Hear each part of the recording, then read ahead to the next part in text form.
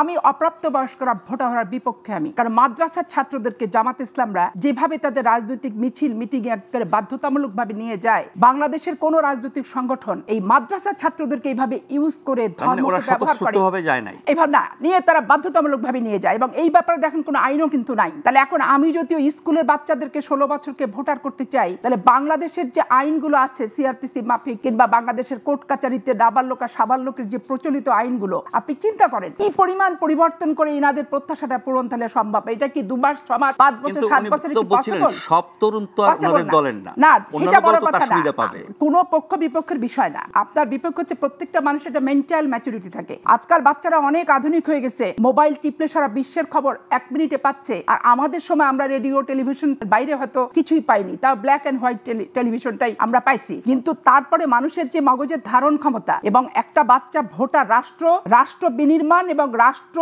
পরিচালনার দায়িত্ব কারা নিবে সেই ক্ষেত্রে সিদ্ধান্ত গ্রহণ, একটা 8-এ পড়া 9-এ পড়া বাচ্চাদের যে ম্যাচুরিটি সেই মাফিক কি সেইভাবে পরিপক্কভাবে প্রাপ্ত বয়স আর অপ্রাপ্ত বয়সের যে চিন্তার চেতনা বহিঃপ্রকাশের যে পার্থক্যটা এবং সিদ্ধান্ত গ্রহণ এবং সিদ্ধান্ত বর্জনের যে সীমারেখাটা সেইটা কি আসতেছে না। এখানে আমার ব্যক্তিগত আপত্তি আছে অপ্রাপ্ত বছর বয়স বালকদেরকে ভোটার করা প্রথমত। দ্বিতীয়ত আজকে গণ অভ্যুত্থান সংরক্ষিত আসন না নির্বাচিত আসন, গণপরিষদ না সংসদ, এগুলো নিয়ে কিন্তু গণ অভ্যুত্থান হয়নি। 111 থেকে 111-কে আপনারা অনেকেই সমর্থন বাংলাদেশের দিচ্ছে 111-কে, কিন্তু 111 ছিল একটা ষড়যন্ত্র।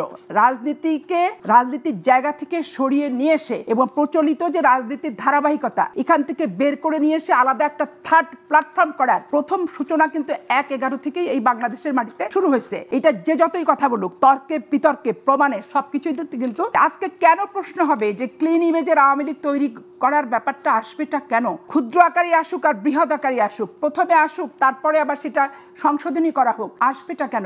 এখানে রাজনৈতিক সংগঠন থাকবে, রাজনৈতিক সংগঠনগুলোর সীমারেখা থাকতে হবে এবং তাদের আচরণবিধি একটা নিয়মের ভিতর থাকতে হবে এবং তাদেরকে নিয়ন্ত্রিত করার আইন এবং রক্ষা কবচ পরিবর্তন সংস্কারের মাধ্যমে তৈরি করতে হবে, করে সেটা নিয়ন্ত্রণ করতে হবে।